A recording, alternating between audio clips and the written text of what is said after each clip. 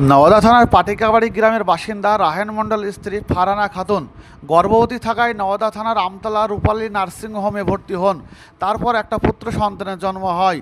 এই খুশিতে রাহেন মণ্ডল ও তার পরিবার তার পুত্র সন্তানকে নিতে ফুল দিয়ে গাড়ি সাজিয়ে নিয়ে চলে আসেন এবং রাহেন মণ্ডল তার পুত্র সন্তানকে সোনার মালা দিয়ে বরণ করে বাড়ি নিয়ে যান। নওদা থেকে বাপি শেখের রিপোর্ট, নওদা টিভি 24।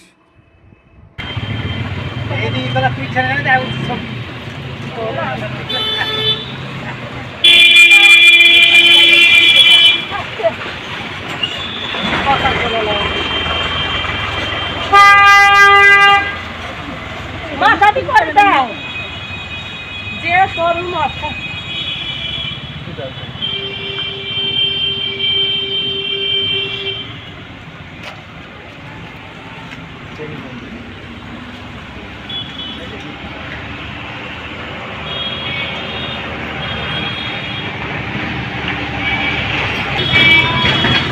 बोला